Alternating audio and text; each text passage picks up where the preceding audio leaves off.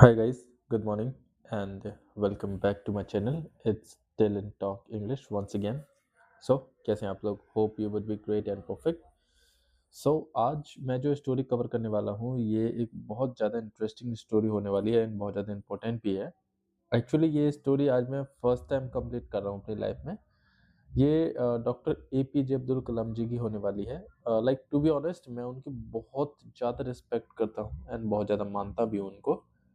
And अगर इस story में वैसे तो मैंने पूरा ध्यान रखा है कि मैंने कोई मिस्टेक ना की हो, बट इन केस अगर मुझसे कोई भी मिस्टेक इसमें हो जाती है या फिर हो गई हो, so I mean in the starting I request you to please forgive me. Okay, so start करते हैं विदाउट वेस्टिंग टाइम स्टोरी को. सो ये स्टोरी जो है वो जैसे मैंने अभी आपको बताया ये डॉक्टर APJ अब्दुल कलाम जी के बारे में होने वाली है. आई होप कि मुझे नहीं लगता कि अब्दुल कलाम जी के बारे में किसी को भी बताने की ज़रूरत है. शायद हर कोई हमारे देश का हर कोई नागरिक उनको अच्छे तरीके से जानता है, ठीक है? तो हम उनके बारे में पढ़ते हैं आज कि वो क्या थे, कहाँ रहते थे, कहाँ पे उनका जन्म हुआ और कैसे सब कुछ, ठीक है? Okay, so in the small island town of Rameswaram. In a small island town यानी कि एक छोटे से आइलैंड कहते हैं एक ऐसी जगह जो पानी से घिरी हुई होती है, ठीक है? टाउन कहते हैं एक जैसे कहते हैं ना गांव टाइप का होता है, लेकिन गांव नहीं होता, गांव बड़े होते हैं एक्चुअली, वो थोड़ा सा छोटा होता है तो उसको टाउन बोलते हैं. ऑफ रामेश्वरम. रामेश्वरम ना एक जगह का नाम है जो सबसे ज्यादा हमारे कहते हैं ना कश्मीर से कन्याकुमारी, तो कन्याकुमारी जैसे एक छोर होता है तो वहीं पे रामेश्वरम है जो सबसे नीचे है समुद्र के पास, ठीक है, भारत के. तो उसी जगह का एक गांव है वहां पे. अ बॉय यानी कि एक लड़का once looked up at the sky and dreamed of fly. A boy यानी कि एक लड़का वंस एक बार looked up at the sky जो कि आसमान में देखता था and dreamed up of fly यानी कि और उड़ने के सपने देखता था. दैट बॉय, वह लड़का, वॉज APJ अब्दुल कलाम. वह लड़का कौन था? APJ अब्दुल कलाम. एक्चुअली इनको डॉक्टर APJ अब्दुल कलाम भी कहते हैं. तो वो जो लड़का कौन था वो डॉक्टर APJ अब्दुल कलाम जी थे. Born into a humble family, जो कि एक बहुत ज्यादा विनम्र परिवार में जिनका जन्म हुआ था, बॉर्न पैदा हुए थे. यंग कलाम यानी कि यंग जो कलाम जी थे sold newspapers to support his parents. वो जैसे थोड़े बड़े हुए वह क्या करते थे? सोल्ड न्यूज़पेपर, वह अखबार बेचते थे. To support his family, I am sorry his parents, यानी कि अपने माता पिता जो थे उनको उनको सपोर्ट करने के लिए वह अखबार बेचते थे, क्योंकि वो बहुत ज़्यादा एक अच्छे परिवार में पैदा नहीं हुए थे, बहुत ज़्यादा रिच परिवार नहीं था उनका, बहुत ज़्यादा मिडिल से भी कम परिवार था उनका, इसलिए वो हम अखबार बेच के अपने पेरेंट्स की मदद करते थे. बट लेकिन his heart was filled with curiosity and determination. लेकिन उनका जो दिल था ना वह भरा हुआ था. was filled यानी भरा हुआ था, with curiosity यानी कि बहुत जिज्ञासाओं से भरा हुआ था. मतलब जिज्ञासा कहते हैं किसी चीजों को जानने की जो इच्छा होती है ना उसको जिज्ञासा बोलते हैं. तो उनका जो हृदय था, जो उनका जो दिल था, बहुत सारी जिज्ञासाओं से भरा हुआ था कि ये चीज कैसे होती है, वो कैसे होती है, इस तरीके की. एंड डिटर्मिनेशन, और दृढ़ निश्चय से भरा हुआ था कि अगर मुझे कुछ चाहिए, मुझे कुछ करना है तो मुझे कुछ करना है, वो वाला दृढ़ निश्चय, ठीक. ही लव्ड यानी उन्हें बहुत प्यार था, उन्हें बहुत अच्छा लगता था स्टडिंग मैथमेटिक्स एंड साइंस. उनको मैथमेटिक्स और साइंस पढ़ना बहुत अच्छा लगता था. एंड ही बिलीव्ड, और उनको ये विश्वास करते थे, उनको ये विश्वास था दैट कि education was the most powerful tool to change one's destiny. उनको ये विश्वास था कि जो एजुकेशन होती है ना वो इतना ज्यादा पावरफुल टूल होती है, एक यंत्र होती है, फिर कह सकते हैं शस्त्र होती है, जो किसी की भी डेस्टिनी को चेंज कर सकता है. डेस्टिनी कहते हैं लक्ष्य को, कि लक्ष्य को चेंज कर सकता है, फिर लक्ष्य को पाने के लिए एजुकेशन बहुत ज्यादा वो टूल है, एक शस्त्र, अस्त्र, कुछ भी कह सकते हैं आप, ठीक है. एज ही ग्रू ओल्डर, जैसे जैसे वो बड़े हुए, कलाम स्टडीड एरोस्पेस इंजीनियरिंग. तो जैसे जैसे वो बड़े हुए, कलाम जी जो अब्दुल कलाम जी थे, उन्होंने पढ़ाई करी किसकी? एरोस्पेस इंजीनियरिंग की। अच्छा, जो एरोस्पेस इंजीनियरिंग होती है ना, उसमें हम क्या की पढ़ाई करते हैं? जो हवाई जहाज होते हैं, रॉकेट्स होते हैं ना, उनकी पढ़ाई करते हैं। इंजीनियरिंग उनकी पढ़ाई करी, वो कैसे बनते हैं, कैसे वर्क करते हैं, ये सारी चीजें उन्होंने पढ़ी। And begin working with India space and defence programmes. जब उन्होंने पढ़ाई करी, जब उनकी पढ़ाई कंप्लीट हो गई, तो उन्होंने काम करना चालू किया किन के साथ? इंडिया के जो स्पेस और डिफेंस प्रोग्राम होते हैं ना, उनके साथ मिलकर काम करना उन्होंने चालू किया। अच्छा, डिफेंस स्पेस प्रोग्राम वो होते हैं जहाँ पे हम रॉकेट्स को आसमान में भेजते हैं, लाइक सैटेलाइट हुई या फिर ऐसी बहुत सारी चीजें होती है ना, उनको। और डिफेंस प्रोग्राम वो होते हैं जहाँ पर हम हथियार बनाते हैं, जैसे कि मिसाइल हुई, रॉकेट्स हुए, वो। ठीक है। He played a key role in developing missile and earned the title Missile Man of India। यानी कि उन्होंने प्ले किया बहुत की रोल, यानी बहुत महत्वपूर्ण रोल प्ले किया किस चीज में? डेवलपिंग मिसाइल, मिसाइल को बनाने में। डेवलपिंग कहते हैं विकसित करना है, फिर विकास करना है, एक तरीके से मिसाइल कहते हैं। जो आपने मिसाइल तो देखी होंगी, जो हवाई जहाजों में लगी होती हैं, वो।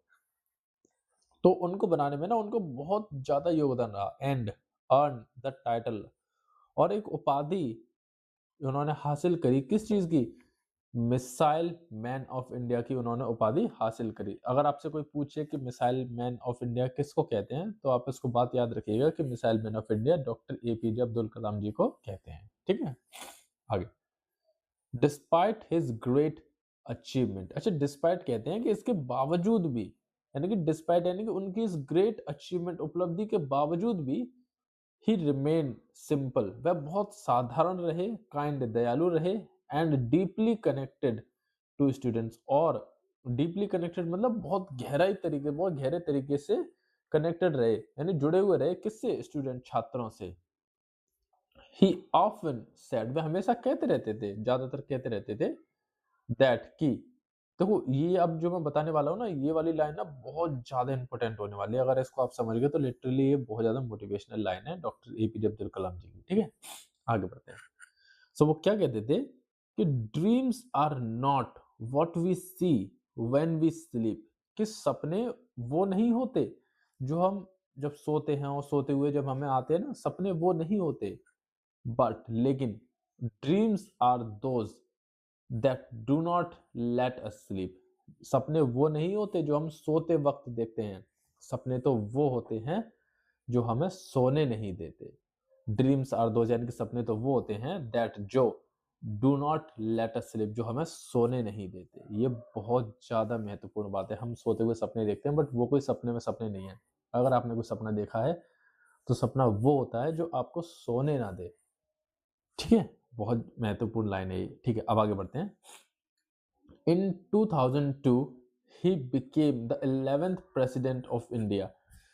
In 2002 यानी कि 2002 में वे बने क्या बने? 11th president of India, यानी भारत के 11वें राष्ट्रपति बने।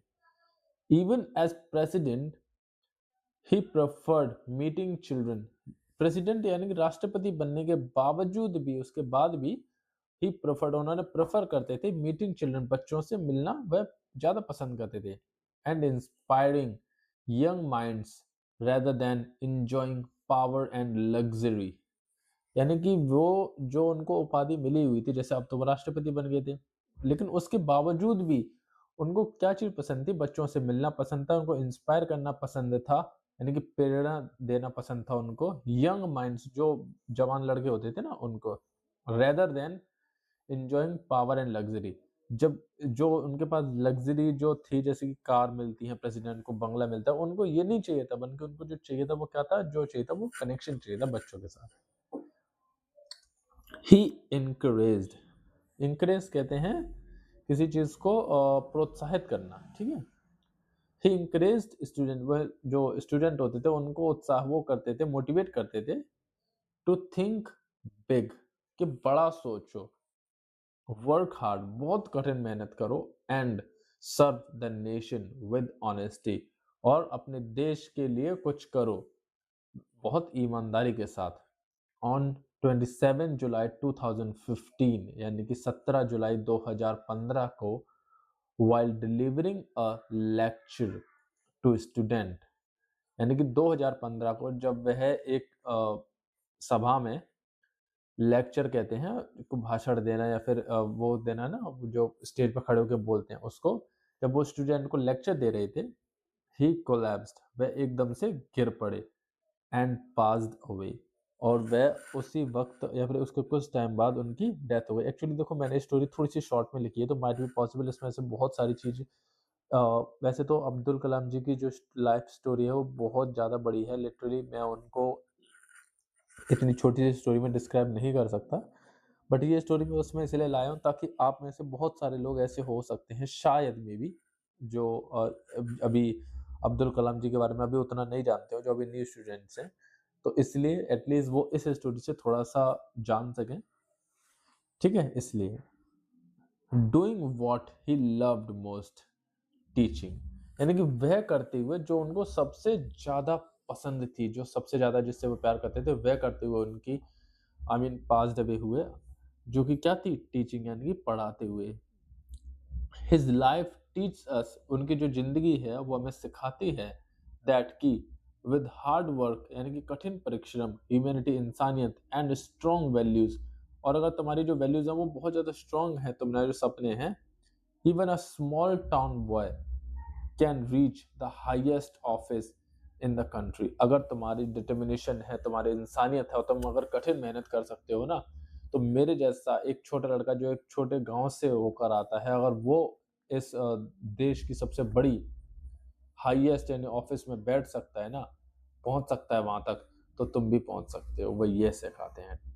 Doctor Kalam story continues to inspire millions of dreams, believe and achieve। ये कहते हैं कि डॉक्टर कलाम जी की जो स्टोरी है ना, जो वो कंटिन्यू करती है टू इंस्पायर जो मिलियंस ऑफ ड्रीम, यानी लाखों सपनों को, जो यंग लड़के होते हैं, यंग बच्चे होते हैं या फिर कोई भी होता है, उनको पाने में, लाखों बच्चों को पाने में उनकी मदद करती है, उनके सपनों को पाने में, उनको विश्वास दिलाने में, एंड उनको जो चाहते हैं वो अचीव करने में उनकी मदद करती है। So this was all about the story guys. First of all जैसे मैंने आपको स्टार्टिंग में ही बोला था, अगर इस स्टोरी में मेरे से कुछ कहीं मिस्टेक हुई हो तो प्लीज़ मुझे माफ़ कर दीजिएगा, और मैं लिटरली इनकी बहुत ज़्यादा वैल्यू करता हूँ। तो वैसे तो मैंने ट्राई किया था कुछ भी मिस्टेक ना हो, बट वाइल अगर स्टोरी बनाते समय कोई मिस्टेक हुई हो तो प्लीज़ आई एम सॉरी, ठीक है। अब हम आगे बढ़ते हैं और देखते हैं इसके कुछ डिफिकल्ट वर्ड्स की तरफ जो इस स्टोरी के हो सकते हैं। पहला वर्ड है हम्बल। हम्बल का होता है विनम्र, यानी कि एक ऐसा व्यक्ति जिसका स्वभाव ना बहुत विनम्र रहता है। नेक्स्ट क्यूरियोसिटी मीन्स जिज्ञासा, किसी चीज को जानने की इच्छा रखने वाला। नेक्स्ट डिटर्मिनेशन मीन्स दृढ़ निश्चय कर लेना किसी चीज का। डेस्टिनी मीन्स होता है भाग्य या फिर लक्ष्य, एक तरीके से कह सकते हैं। एरोस्पेस कहते हैं विमानन, यानी कि जो हवाई जहाज होते हैं, रॉकेट्स होते हैं ना, उनसे एरोस्पेस उनकी पढ़ाई होती है। इंजीनियरिंग कहते हैं अभियांत्रिकी, यानी कि एक्चुअली दोनों वर्ड एक ही है। एरोस्पेस इंजीनियरिंग मतलब जो हवाई जहाज, रॉकेट जो इनकी पढ़ाई करता है ना, उसको एरोस्पेस इंजीनियरिंग बोलते हैं, ठीक है। डेवलपिंग कहते हैं विकास करना। नेक्स्ट मिसाइल्स मतलब जो मिसाइलें होती है ना, उसको बोलते हैं। अचीवमेंट कहते हैं उपलब्धियों को। कनेक्टेड मतलब जुड़ा हुआ, ठीक है। इनकरेज्ड मतलब प्रोत्साहित करना, मतलब मोटिवेट करना एक तरीके से। लग्जरी कहते हैं वैभव। लग्जरी तो आप समझ ही सकते हैं, जैसे लग्जरी आइटम होते हैं, लग्जरी लाइफ होती है, उसको आलीशान। इंस्पायरिंग मतलब होता है प्रेरणादायक, यानी कि जिससे हमें मोटिवेशन मिलती है, प्रेरणा मिलती है, इंस्पिरेशन मिलती है एक तरीके से, उसको बोलते हैं, ठीक है। ओके, so यहाँ पे अब each and everything has finished guys, I mean the story we have completed, although we have completed the word meanings of this story now।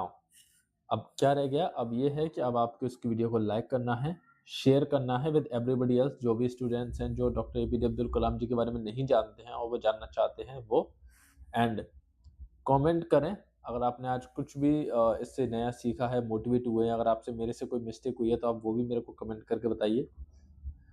And अगर आपने अभी तक चैनल को सब्सक्राइब नहीं किया तो सब्सक्राइब भी करिए। अब हम बाद में मिलेंगे, आगे मिलेंगे with a new interesting story. आप मुझे बताइए अगर आप चाहते हैं अगर आपको ये वीडियो पसंद आई और आप चाहते हैं कि किसी और पर भी वीडियो आई जाए, तो आप मुझे उनका नाम बताइए कमेंट में। मैं ट्राई करूँगा उन पे स्टोरी लेकर आने की। और अगर आपको ये स्टोरी और डीपली तरीके से जाननी है, तो मैं इसको स्टोरी को और थोड़ा बड़ा करके लेकर आऊँगा। अप्रॉक्सिमेटली ये 250 वर्ड्स की थी अभी। अगर आपको ये स्टोरी पसंद है तो आप मुझे बताइए। मैं अब्दुल कलाम जी के बारे में ना अप्रॉक्सिमेटली 1000 वर्ड पे या फिर 500 वर्ड्स पे स्टोरी लेकर आऊँगा। तब आपको और ज़्यादा जानने को मिलेगा अब्दुल कलाम जी के बारे में, ठीक है? अब हम बाद में मिलते हैं, तब तक के लिए take care and good bye.